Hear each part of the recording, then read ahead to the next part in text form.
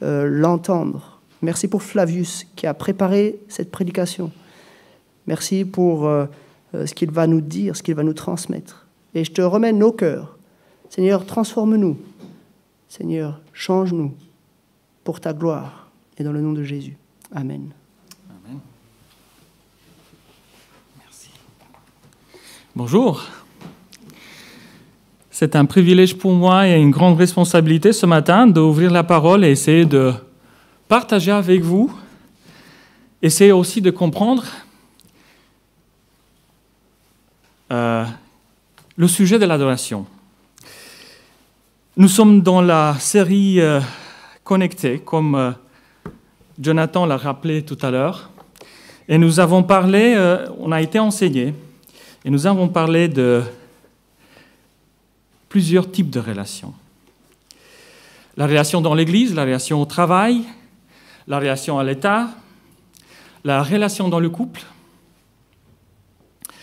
Je vous propose aujourd'hui de regarder la relation à Dieu, ou la connexion à Dieu. Depuis le début de son existence, l'homme cherche à se connecter à Dieu.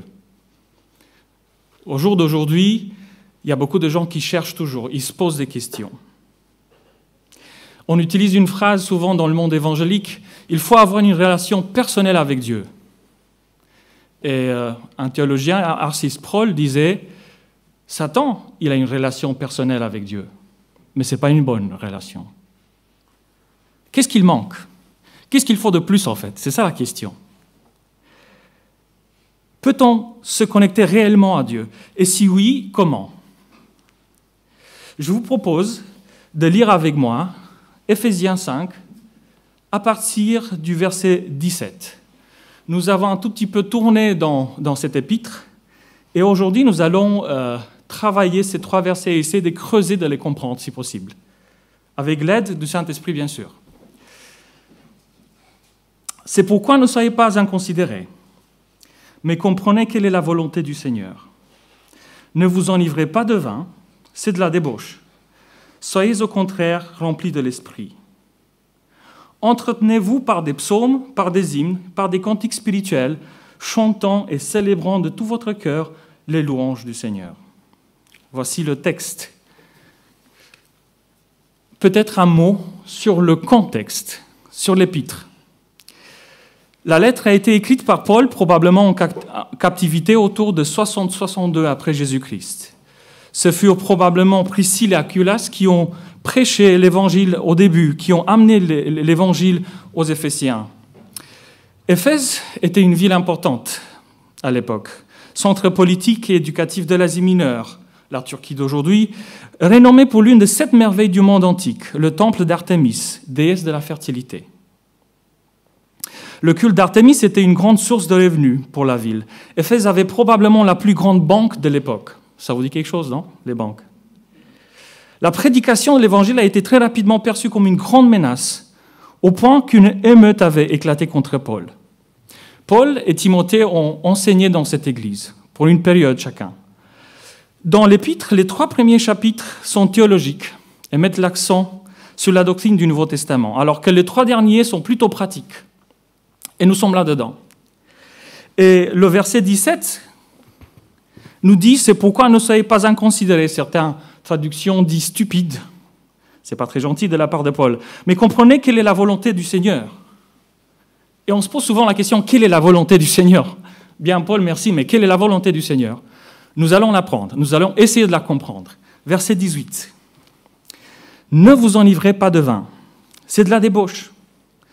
Soyez au contraire remplis de l'esprit. Il y a un contraste, mais drôle de contraste, non ? Pour comprendre pourquoi l'apôtre Paul utilise cette illustration, il faut peut-être se rappeler le contexte de l'époque. Le contexte des Éphésiens. Dans les diverses religions païennes de l'époque, entrer en communion avec les déités voulait dire s'enivrer, manger jusqu'à saturation, aller vomir pour pouvoir recommencer. Et à tout ça, il faut rajouter les prêtresses du temple ou des temples de l'époque qui étaient en fait des prostituées. Pour les païens, communiquer en fait avec les déités signifie s'abandonner totalement à la convoitise, à la sensualité, à l'immoralité. C'était la recette Et on n'a pas oublié cette recette. Dans les années 60, Timothy Leary, écrivain neuropsychologue américain, a essayé de ressusciter un peu la même philosophie, en se disant qu'on peut entrer en contact avec les esprits, avec Dieu peut-être, en prenant une juste dose de LSD, de drogue hallucinogène. Intéressant comme recette. Rien de nouveau sous le soleil. Pierre a lui aussi été confronté avec cette philosophie païenne dans son ministère. Voici ce qu'il dit aux chrétiens du Pont Galatie dans 1 Pierre 4. « C'est déjà bien suffisant d'avoir par le passé accompli la volonté des non-croyants en marchant dans les désordres, les convoitises, l'ivrognerie, les orgies et autres beuveries, ainsi que dans les idolâtries criminelles. » Ça, c'est l'apôtre Pierre. Il a aussi vu ça. Pierre, il dit, comme Paul, « Stop, vous avez assez vécu de l'ancienne vie. » Donc voilà la recette et pourquoi l'allusion à être rempli de vin. Rempli de vin, ça voulait dire beaucoup plus. Ça voulait dire idolâtrie, ça voulait dire gourmandise, alcool, orgie. C'était la recette. À une autre occasion, Paul clarifie un peu plus les choses et exhorte les Corinthiens à fuir cette idolâtrie. Et leur dit, mais ce que les non-juifs sacrifient, ils le sacrifient à des démons et non à Dieu. Or, je ne veux pas que vous soyez en communion avec les démons. Intéressant.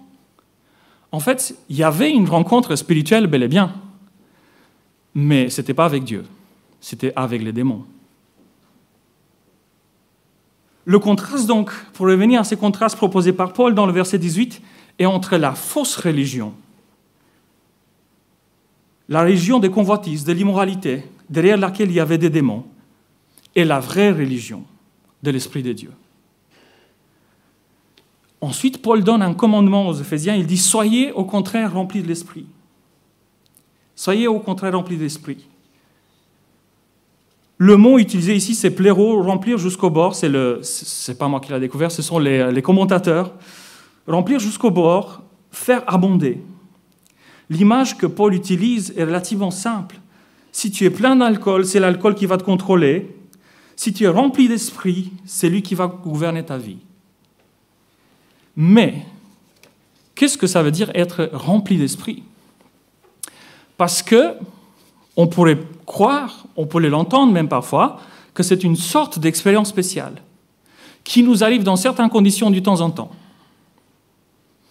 Toujours, l'apôtre Paul nous donne une réponse dans 1 Corinthiens 6. « Ne savez-vous pas que votre corps est le temple du Saint-Esprit qui est en vous, que vous avez reçu de Dieu et que vous ne vous appartenez point à vous-même. Notre corps est le temple du Saint-Esprit. » Le Saint-Esprit habite en nous de façon permanente, parce que c'est toujours l'apôtre Paul qui dit aux Romains, « Si quelqu'un n'a pas l'Esprit de Christ, il ne lui appartient pas. » Si nous appartenons à Christ, l'Esprit de Dieu habite en nous de façon permanente. Ce n'est pas une expérience du temps en temps. Ce n'est pas qu'il part, il vient, il part, il vient. Il est ou il n'est pas. Oui, on peut le fâcher, on peut l'attrister, mais il est là. Maintenant, je comprends que si j'appartiens à Christ, j'ai son esprit et que mon corps est le temple du même Saint-Esprit, ça, je commence à comprendre, mais comment est-ce que le Saint-Esprit il va me guider? Je vous propose d'ouvrir avec moi dans un texte qui est, on pourrait dire, un texte parallèle, Colossiens 3, 16. Colossiens 3, 16. « Que la parole de Christ habite parmi vous abondamment. Instruisez-vous et exhortez-vous les uns les autres en toute sagesse par des psaumes, par des hymnes, par des cantiques spirituels, chantant à Dieu dans vos cœurs sous l'inspiration de la grâce. » Maintenant, si nous comparons les deux textes, les résultats sont les mêmes, mais les causes sont différentes, en apparence. N'est-ce pas? Si tu veux connaître la volonté de l'Esprit Saint ou du Saint-Esprit, tu as besoin de connaître la parole de Dieu, qui a été inspirée par le même Saint-Esprit. Le Saint-Esprit ne va pas dire autre chose dans la Bible et autre chose dans ta vie personnelle. Ça ne va pas. Il est cohérent, plus cohérent que nous. En 2 Timothée, l'apôtre Paul dit « Toute l'Écriture est inspirée de Dieu et utile pour enseigner, pour convaincre, pour corriger. » Qu'est-ce qu'il est en train de nous dire, Paul, ici? Oubliez votre ancien mode de vie, l'idolâtrie. Laissez-vous gouverner par l'Esprit en obéissant à sa parole. Mais une fois que nous comprenons et que nous sommes remplis de Saint-Esprit, ça ne reste pas juste une expérience intellectuelle ou sentimentale. Ça se transforme en réalité. N'est-ce pas? Dites-vous des psaumes, des hymnes, des cantiques spirituels, chantez et célébrez de tout votre cœur les louanges du Seigneur.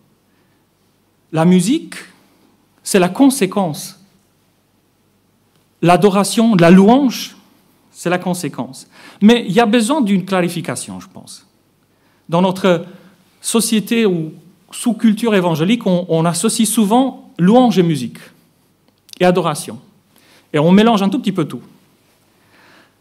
La musique est un langage, une forme d'expression de notre adoration envers Dieu, et non pas l'adoration proprement dite. Alors qu'est-ce que l'adoration alors? On se pose toujours la même question. Mais quelle est la définition? Je vous propose de poser la question à Jésus. Il va nous donner une réponse dans Jean 4. Et je vous propose de lire ce texte aussi parce qu'il est très, très, très, très, très intéressant. Jean 4, verset 20. Nos pères ont adoré sur cette montagne, et vous dites, vous, que le lieu où il faut adorer est à Jérusalem. Femme, lui dit Jésus, crois-moi, l'heure vient où ce ne sera ni sur cette montagne ni à Jérusalem que vous adorerez le Père. Vous adorez ce que vous ne connaissez pas. Nous adorons ce que nous connaissons, car le salut vient des Juifs. Mais l'heure vient, et elle est déjà venue, où les vrais adorateurs adoreront le Père en esprit et en vérité, car ce sont là les adorateurs que le Père demande. Dieu est esprit, et il faut que ceux qui l'adorent en esprit et en vérité. Je pense que vous vous souvenez un tout petit peu de cet épisode. Jésus passe par la Samarie, et à Sychar, il rencontre une femme samaritaine qui avait eu 5 maris. Il vivait avec un 6e. Non? La femme comprend rapidement qu'elle a devant elle un homme de Dieu. Et comme entre les Samaritains et les Juifs, il y avait une longue dispute concernant l'adoration, elle profite pour lui poser la question. Elle se dit, tiens, c'est le bon moment que je lui pose cette question. Les Samaritains étaient un peuple mixte, un mélange entre Juifs et d'autres peuples considérés comme impurs par les Juifs orthodoxes. Ils acceptaient seulement les Pentateuques et ils avaient même construit un temple sur le mont Gérizim. Leur adoration était donc une sorte de mélange entre ce que Dieu avait prescrit, mais avec plein d'autres religions, plein d'autres idées. Ils avaient le désir enthousiaste probablement d'adorer Dieu, mais ils le faisaient un tout petit peu à leur sauce. Jésus lui dit, vous adorez ce que vous ne connaissez pas. Les Juifs, par contre, le peuple de Dieu, avaient accepté tous les livres de l'Ancien Testament, ils avaient la vérité, mais n'avaient pas le désir authentique dans leur cœur. Ils n'avaient pas un esprit d'adoration. Jésus, d'ailleurs, les reprend sévèrement dans Marc 7. « Hypocrite, Ésaïe a bien prophétisé sur vous, car il est écrit, « Ce peuple m'honore des lèvres, mais son cœur est éloigné de moi. » 2 cas de figure, n'est-ce pas? Les Samaritains qui étaient dans une sorte d'hérésie enthousiaste, et les Juifs qui étaient dans un formalisme vide. Qui a raison et qui a tort? C'est ça la question de la bonne femme. Elle se dit, mais explique-nous, qu'est-ce qui se passe? Qui a raison? Comment faut-il faire? Jésus répond, les vrais adorateurs adoreront le Père en esprit et en vérité. Ok, bon, mais qu'est-ce que ça veut dire? Facile comme question, difficile comme réponse. Le mot pour l'esprit, c'est pneuma. L'esprit rationnel, le pouvoir par lequel l'humain ressent, pense, décide. L'âme, le cœur. L'adoration, en fait, commence dans le cœur. Et ça, ce n'est pas du tout un nouveau concept. Il est déjà dans les psaumes. Par exemple, le psaume 102. « Mon âme bénit l'Éternel », le psaume 151, un psaume de repentance de David. Les sacrifices qui sont agréables à Dieu, c'est un esprit brisé, ô Dieu. Tu ne dédaignes pas un cœur brisé et contrit. Ô Dieu, crée en moi un cœur pur, rénovelle en moi un esprit bien disposé. La louange authentique vient du cœur. D'un cœur brisé et repentant, d'un cœur pur, gouverné par l'Esprit Saint et par ses vérités, par sa vérité. Donc nous louons Dieu avec nos cœurs qui sont purifiés à la lumière de sa parole. Adorer en vérité, Jésus donne la réponse en Jean 17, dans l'évangile de Jean 17, « Sanctifie-les par ta vérité, ta parole est ta vérité. » Et bien plus que ça, Jésus, il est la vérité. Jean, il dit au début de son évangile, la parole était avec Dieu et il était Dieu. C'était qui? C'était Jésus. Donc on comprend maintenant que l'adoration en esprit en vérité, oui, il y a le cœur, mais un cœur qui est informé par la parole de Dieu, un cœur qui est en conformité avec la parole de Dieu. Mais l'adoration n'est pas juste une simple activité émotionnelle et rationnelle. C'est bien plus que ça, je pense. Dans 1 Samuel 15, il y a une situation très spéciale. Le roi Saül reçoit l'ordre du Seigneur de dévouer par interdit les Amalécites, c'est-à-dire de détruire ce peuple, qui était un réel danger pour le peuple de Dieu, pour Israël. Et Saül, le roi, il désobéit, se dit, bon, on peut quand même récupérer des choses, allez, on ne va pas tout jeter dans le processus. La réponse de Dieu donnée par son prophète Samuel est très très simple, mais elle est tellement importante. L'obéissance vaut mieux que les sacrifices.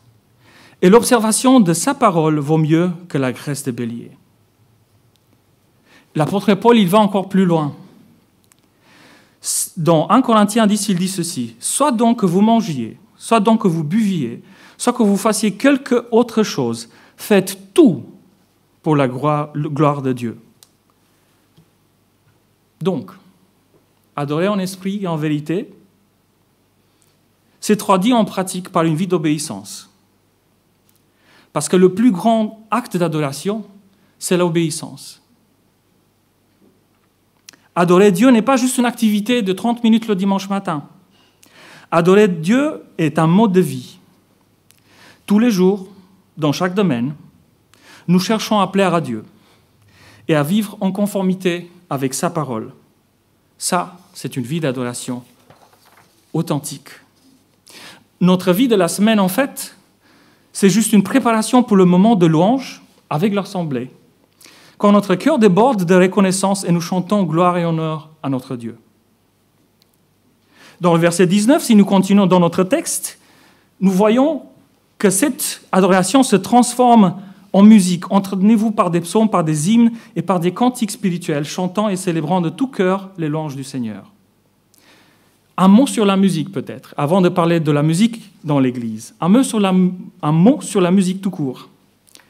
La musique nous entoure. Je ne vous apprends rien. Voiture, magasin, restaurant, etc. Internet. Mais la question est pourquoi? Pourquoi la musique, elle est partout? Vous avez déjà posé cette question? Parce que la musique est un puissant stimulateur émotionnel. Par certaines associations sportives, elle est considérée comme une drogue. Platon disait « La musique donne une âme à nos cœurs et des ailes à la pensée. » Si tu veux contrôler le peuple, commence par contrôler sa musique. Rien que ça. Mais la musique est aussi un don de Dieu. Martin Luther disait ceci.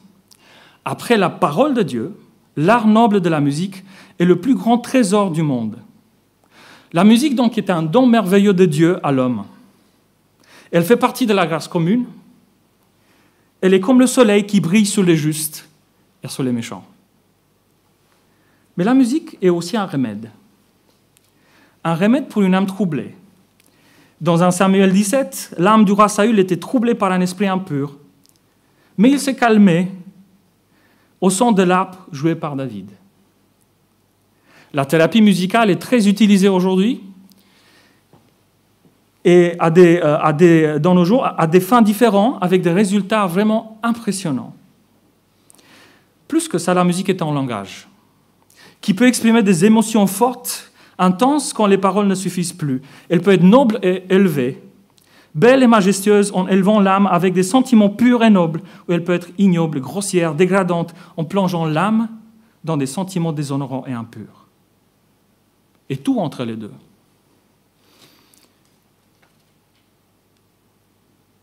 Mais comme vous pouvez le constater, en regardant autour de vous, notre société actuelle est dans une grosse crise de valeurs. On dirait dans une chute libre. Et dans cette chute, le monde prend sa musique avec lui. Il suffit de regarder qui sont les stars de la musique actuelle et de regarder les valeurs, leurs valeurs en fait. Et vous allez rapidement constater qu'ils choisissent des valeurs totalement opposées aux Écritures, aux valeurs bibliques. Et ça va de pire en pire. Et ça, c'est un mot sur la musique en général. Mais qu'en est-il de la musique, de notre musique, la musique des rachetés, la musique du peuple de Dieu? Dans notre verset 19, il est dit « Entraînez-vous, faites du son, faites entendre une voix.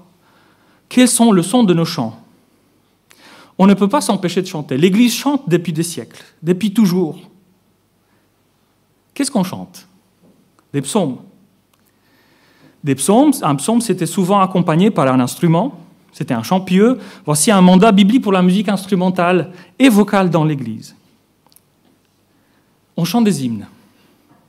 L'hymne était un chant à la louange d'un héros, d'un conquérant. Autrement dit, pour nous, ces chants qui louent les attributs de notre Dieu, des chants liés à notre salut. On chante aussi des cantiques spirituels. Des cantiques spirituels, des chants remplis et gouvernés par l'Esprit de Dieu. Ce serait une traduction un peu proche de l'original. On a des témoignages personnels comme Grâce infinie, Don merveilleux, de Rien ne peut sauver mon âme, à notre chant, et bien d'autres hymnes ou chants spirituels. Où se passe notre musique? Où se passe notre louange? Dans Hébreux 2, il est dit « J'annoncerai ton nom à mes frères, je célébrerai au milieu de l'assemblée ». Psaume 149, il dit « Louez l'Éternel, chantez en l'honneur de l'Éternel un cantique nouveau, chantez sa louange dans l'assemblée des fidèles ». Où se passe notre chant? Dans l'assemblée. On peut chanter à la maison, mais le chant d'assemblée a quelque chose de particulier, de spécial. Entretenez-vous, le verbe qui est utilisé ici, c'est une sorte de responsorial, et on le retrouve dans les psaumes. Si vous lisez certains psaumes, il y a une réponse qui est toujours donnée. Certaines traductions disent, c'est pas entretenez-vous, c'est encouragez-vous. Ils traduisent comme ça. C'est pour cela, une des raisons pour laquelle nous chantons dimanche matin, lorsqu'on peut chanter, c'est parce que c'est un mandat biblique. Notre moment de chant le dimanche n'est pas un spectacle, et vous n'êtes pas les spectateurs. C'est un ministère, envers vous, et vous envers nous, envers ceux qui chantent. On s'encourage mutuellement, avec des chants remplis de vérité éternelle. D'où vient le chant? De tout votre cœur, dit le texte. N'est-ce pas? L'adoration doit déverser de notre cœur.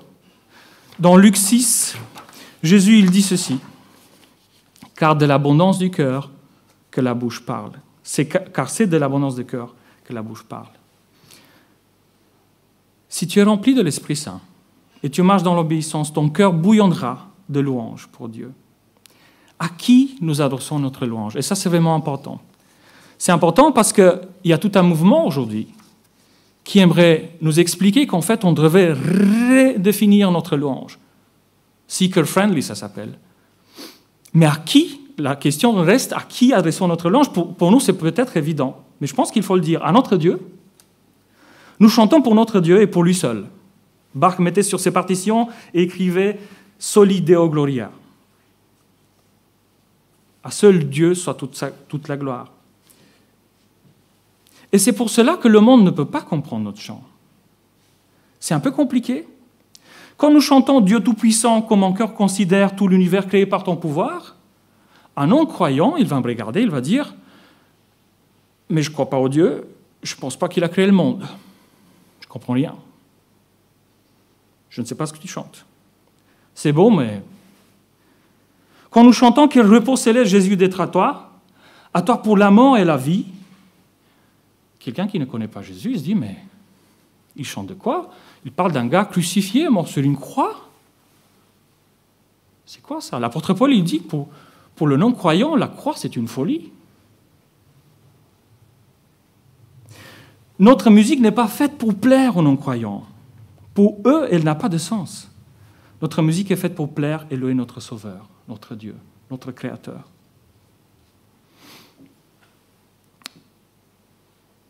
Avec le salut, en Christ, nous avons reçu un chant nouveau.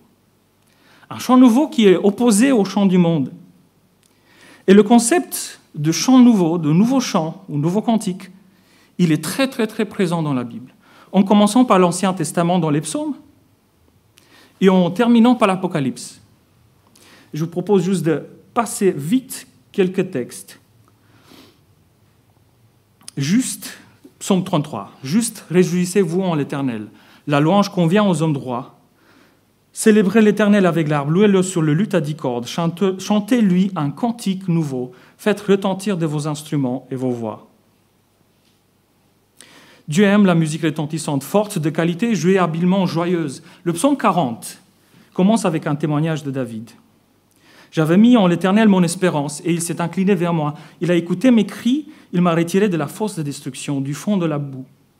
Et il a dressé mes pieds sur le roc, il a fermé mes pas.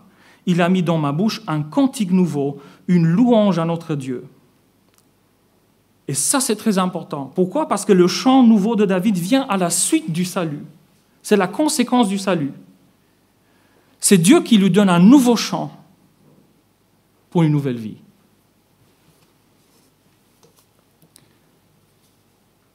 L'apôtre Jean nous parle aussi dans le livre de l'Apocalypse, ça a été évoqué tout à l'heure par Jonathan, chapitre 5, les 4 êtres vivants et les 24 vieillards qui chantent un cantique nouveau. Dans le chapitre 14, les 144 000 rachetés chantent un cantique nouveau devant le trône. Le chant de rachetés a été, doit l'être et le sera au ciel, un cantique nouveau. Un cantique totalement différent du chant du monde. Un cantique qui proclame des vérités éternelles. Le nouveau chant est un don de Dieu fait à nous, les croyants, afin qu'on puisse exprimer notre gratitude et notre adoration envers lui, le Dieu de notre salut. Tout à l'heure, Jonathan il a donné plusieurs raisons pour adorer Dieu. Pourquoi adorer Dieu? Pourquoi louer Dieu? Et j'en donne quelques-unes qui sont plus ou moins les mêmes, mais je vais passer rapidement ça. Mais c'est important parce que souvent on arrive le dimanche matin ou dans notre culte personnel et on n'a pas envie de louer Dieu, ou ça ne vient pas tout seul parce qu'il y a beaucoup de choses qui se passent autour de nous. Et c'est important de ce moment de se rappeler de ces choses, de se dire, mais pourquoi en fait je loue Dieu? Tout d'abord parce que Dieu est le seul vrai Dieu. Dieu est le seul vrai Dieu. On le sait, mais souvent on ne le réalise plus parce qu'on le dit, on le redit. C'est le seul vrai Dieu, il n'y a pas autre chose. Tu peux adorer tout ce que tu veux, mais lui, il est le seul vrai Dieu. Deutéronome 6,4 dit « Écoute Israël, l'Éternel, notre Dieu, est le seul éternel. » Deuxième raison, Dieu est 3 fois saint. Il est le seul digne de louange. Apocalypse 4, les 4 êtres vivants, ils crient « Saint, Saint, Saint est le Seigneur Dieu, le Tout-Puissant qui était, qui est et qui vient. » La sainteté de Dieu, il faut on doit se souvenir, qu'on se souvienne assez régulièrement que Dieu est un Dieu parfaitement saint. Et on doit l'adorer, on doit le louer. Troisième raison. Dieu est notre source, Dieu est la source de notre salut. Et toute bonne chose vient de lui. Nous avons reçu le salut de la part du Seigneur.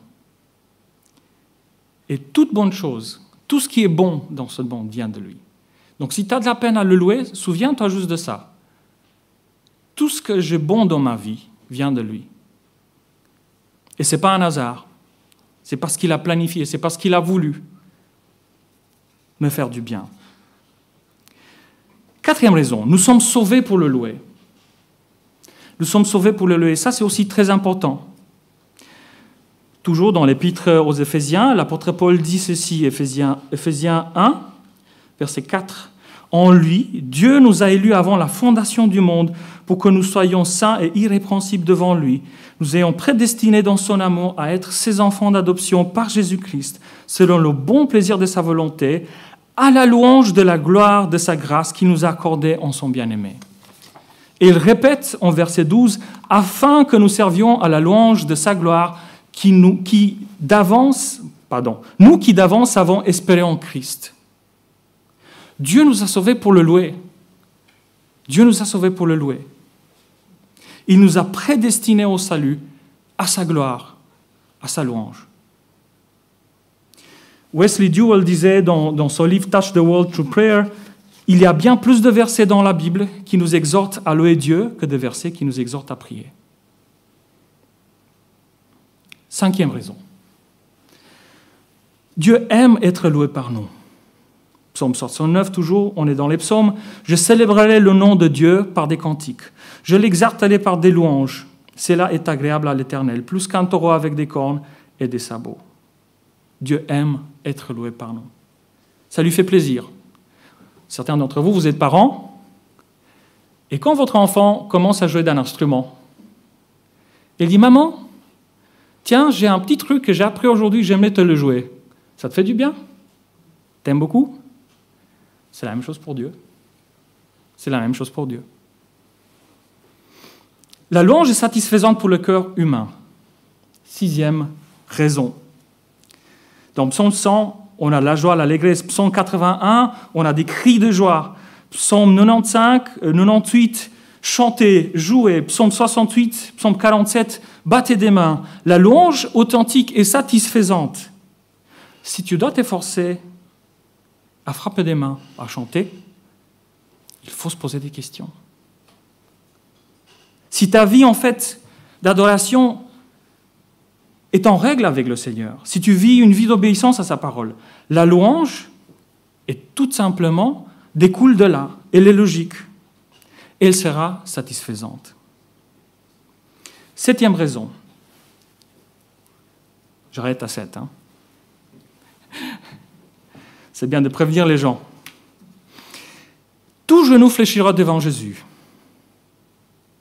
Paul dit aux Philippiens et aux Romains la même chose, la même idée. Dans Philippiens 2, un texte que vous connaissez bien, je pense. C'est pourquoi aussi Dieu l'a souverainement élevé et lui a donné le nom qui est au-dessus de tout nom, afin qu'au nom de Jésus, tout genou fléchisse dans les cieux, sur la terre et sous la terre, que toute langue confesse que Jésus-Christ est Seigneur à la gloire de Dieu le Père.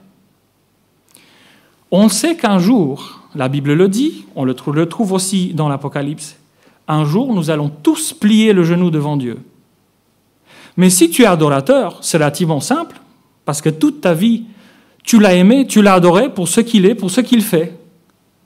Tu l'aimes, plier le genou, ça ne va pas être difficile, ça va être un privilège. Mais certains vont devoir plier le genou autrement, en tant que rebelles. En tant que rebelles. Mais il y a une solution à ça, et on va en parler un tout petit peu plus tard. L'adoration est aussi pleine de dangers. Alors ça pourrait paraître un tout petit peu surprenant, voire choquant, mais l'adoration pleine de dangers, ça veut dire quoi? En fait, si nous regardons dans les Écritures, et je suis sûr que vous en arrivez à vous souvenir de plusieurs cas de figure dans l'Ancien Testament, où l'adoration a posé problème. Parce que c'était une adoration erronée. C'est une adoration qui n'était pas prescrite par Dieu, ou qui était prescrite autrement. Voilà les 3 cas de figure. Peut-être il y en a plus, sûrement il y en a plus, mais moi je ne trouvais 3. L'adoration de l'homme ou d'un autre Dieu à la place de Dieu. l'adoration de l'homme ou d'un autre Dieu ou d'une autre chose qui devient un idole à la place de Dieu. Et Dieu, il est très clair avec son peuple Israël. Il dit « Tu n'auras pas d'autre Dieu devant ma face ». Dieu n'accepte pas la concurrence. Il ne veut pas la deuxième place. Ça ne lui suffit pas. Dans son parcours, le peuple Israël a constamment dû être rappelé à l'ordre. Pourquoi ? Des faux dieux. Tout au long de son existence, il y a toujours, après un certain temps, une déviation. On va toujours aller vers d'autres types d'adoration et on va remplacer Dieu avec autre chose. Et ça a commencé trop tôt, très tôt. Mais le danger reste encore aujourd'hui. Le danger reste encore aujourd'hui. Parce que même en tant que chrétien, on peut être tenté par des faux dieux. On n'a pas des Astartés à la maison, je ne crois pas, je n'ai pas vu chez vous, ni chez moi. On n'a pas des Baals. Mais notre société, depuis pas mal de temps, a mis l'homme au centre. L'homme, il est au centre. L'humanisme, il y a beaucoup de bonnes choses, énormément de bonnes choses dans l'humanisme, mais tout n'est pas rose. Et on a mis l'homme au centre à la place de Dieu, on a sorti Dieu. Et il y a des conséquences. Toute chose qui prend la place de Dieu, qui prend la première place dans nos vies, en fait, c'est un faux Dieu. Que ce soit la carrière, l'argent, ça peut être même la famille, la beauté, position sociale, etc., etc., etc., etc. Dans Romains 1, l'apôtre Paul explique un tout petit peu ce qui se passe, parce que ce n'est pas du tout nouveau. Ça a juste pris une autre forme. En effet, les perfections invisibles de Dieu, sa puissance éternelle et sa divinité se voient comme à l'œil depuis sa création, depuis la création du monde, quand on les considère dans des ouvrages. Ils sont donc inexcusables, puisqu'ayant connu Dieu, ils ne l'ont point glorifié comme Dieu, et ils ne l'ont point rendu grâce, mais ils se sont égarés dans leurs pensées, et leur cœur sans intelligence a été plongé dans les ténèbres. Et la conséquence, on la voit au verset 24, c'est pourquoi Dieu les a livrés à l'impureté, selon les convoitises de leur cœur, en sorte qu'ils déshonorent eux-mêmes leur propre corps, et il va après plus loin pour décrire tout ça. Vous comprenez pourquoi la société va mal ? Parce qu'on a mis quelque chose d'autre à la place de Dieu. Ayant connu Dieu, l'homme a décidé d'adorer autre chose. Et il en paye les conséquences. Il en paye les frais. L'apôtre Paul dit « Dieu les a livrés à leur sens réprouvé ». Si vous suivez un tout petit peu le TED Talks, vous allez trouver des choses qui vont vous choquer. Aujourd'hui, on plaide pour la pédophilie, pour légaliser la pédophilie. On se dit, mais comment on en est arrivé là ? Mais qu'est-ce qui se passe ? Ça va où ce monde ? Ça va où ça doit aller ? Dieu, il est en contrôle, mais on est en train de subir les conséquences de nos choix, en tant que société. Deuxième cas de figure, dangereux, ou deuxième mode d'adoration erroné. Adorer Dieu selon notre recette. Et là, il y a pas mal de cas aussi. Dans l'Ancien Testament, on peut parler de Caïn, de Saül, de Uza. Nadab et Abihu, les fils d'Aaron, l'ont fait, ils ont subi et aussi les conséquences. Lévitique 10.1 nous dit qu'ils ont amené du feu étranger devant l'Éternel et ils ont payé avec leur vie. Mais on va dire, mais attends, ça c'était l'Ancien Testament, là on est sous la grâce. On est d'accord, on est sous la grâce. Tout à fait. Tout à fait. Mais Hébreux 12 dit ceci. C'est pourquoi, recevant un royaume inébranlable, montrons notre reconnaissance en rendant à Dieu un culte qui lui soit agréable. Donc, il faut que ça soit agréable à Dieu, avec piété, crainte, car notre Dieu est aussi un feu dévorant. Dieu n'a pas perdu de sa sainteté. Il y a la grâce, certes, et merci Seigneur parce qu'il ne nous punit pas sur place. Mais Dieu reste saint. Dieu reste saint. Notre culte n'est pas un concert, n'est pas un spectacle. Le culte est un moment quand les rachetés viennent ensemble pour exprimer leur gratitude et leur louange à Dieu, pour adorer l'ensemble et pour recevoir enseignement. Rien de plus, mais rien de moins. Troisième cas de figure. Adorer Dieu de façon superficielle. Dans Malachie 1, Dieu dénonce l'adoration superficielle du peuple d'Israël.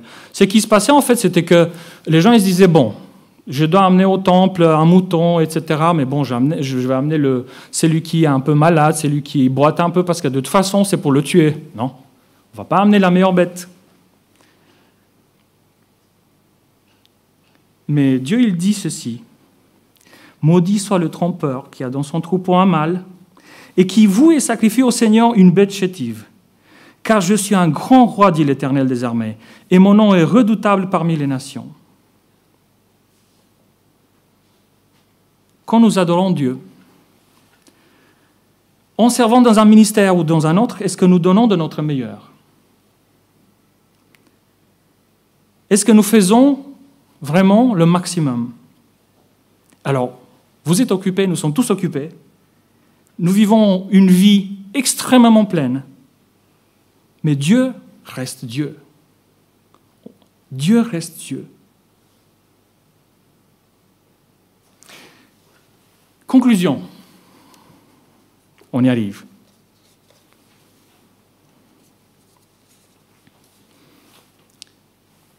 La louange et l'adoration ont toujours été une partie très importante de la vie du peuple de Dieu. Dans l'Ancien Testament, Myriam, la sœur de Moïse, a chanté avec un chœur de femme.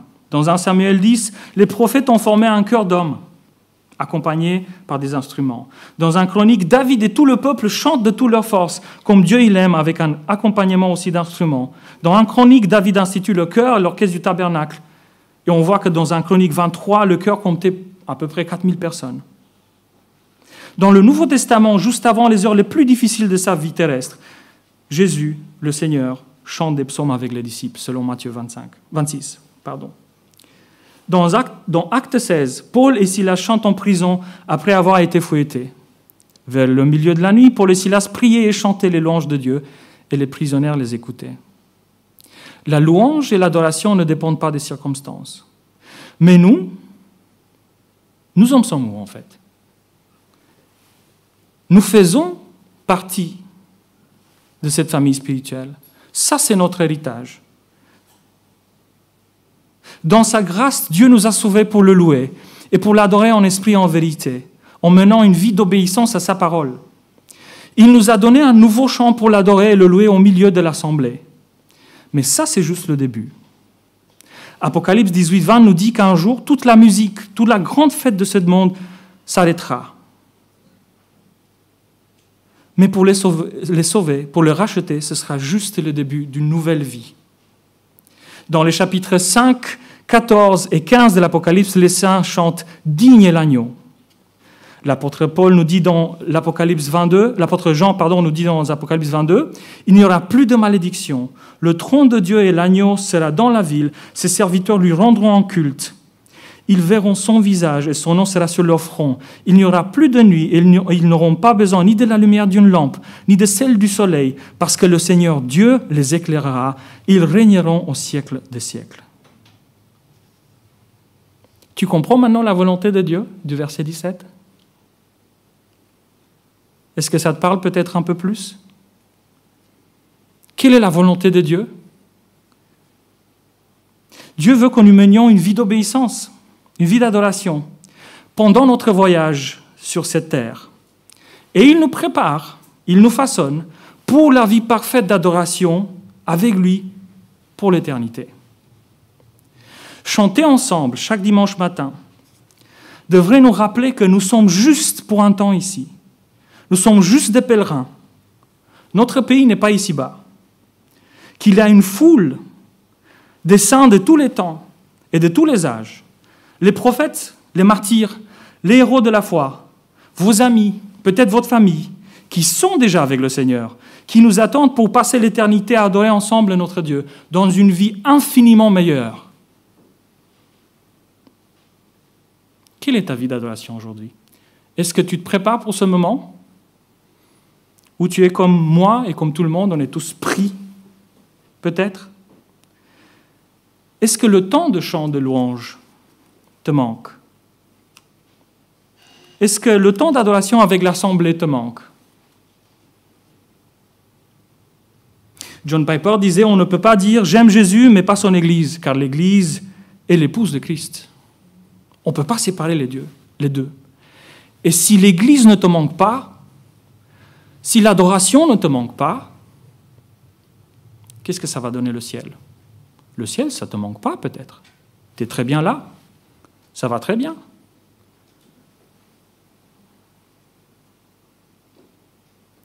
si tu connais le Seigneur, demande-lui aujourd'hui de te montrer si tout va bien ou s'il y a des choses à revoir dans ta vie d'adoration. Et c'est vraiment important pour chacun. Pour moi, ça m'a travaillé profondément cette semaine, parce qu'on réalise qu'on oublie la finalité, on oublie le but, on oublie le fait que Dieu nous prépare pour le ciel. Et on est tous pris, on est tous dans le même bateau, on est tous fatigués. Relevons la tête. Relevons la tête et demandons à Dieu de travailler nos cœurs, de nous préparer. Mais peut-être tu ne connais pas Jésus ce matin et tout ça, ça ne te parle pas trop. Tu te dis, mais bon, c'est bien beau ce que tu dis, mais moi je ne connais pas Jésus. Je ne suis pas connecté à lui. Je ne peux pas me connecter à lui. En fait, tu ne peux pas te connecter à lui, parce que tu ne le connais pas. Mais tu peux devenir aussi son enfant. Il suffit de lui demander de pardonner ton péché, de pardonner ta rébellion, qu'il devienne ton sauveur et ton Seigneur. Et tu peux le faire. Tu peux être connecté à Dieu. Il a tout fait. Et si tu as envie de parler avec quelqu'un, je te recommande de discuter avec les anciens à la fin. Un des anciens, pose des questions, prie peut-être. Parce que si Dieu te parle aujourd'hui, il faut lui répondre. N'attends pas demain. Prions. Seigneur, nous avons survolé ce sujet qui est tellement vaste, qui est tellement riche, et ça commence tout au début des Écritures, et ça se termine avec ta deuxième venue, et ça va continuer dans l'éternité avec toi. Quelle joie, quel bonheur de savoir qu'on sera dans une vie parfaite, sans péché, et avec toi. Nos cœurs désirent, Seigneur, de passer du temps avec toi, de te voir, d'entendre ta voix. Nous avons besoin de nous connecter à toi. Mais nous savons que nous sommes ici encore pour un temps. Et tu utilises ce temps pour travailler nos cœurs, pour nous façonner selon ta parole. Aide-nous à être des enfants obéissants. Aide-nous à être ouverts et désireux de suivre ta voix, de t'écouter, même quand nous ne comprenons pas grand-chose, même quand les choses sont compliquées. Aide-nous à te faire confiance, parce qu'on sait qu'un jour, nous allons passer l'éternité en ta présence, en t'adorant. On te prie ces choses au nom de notre Seigneur Jésus-Christ. Amen.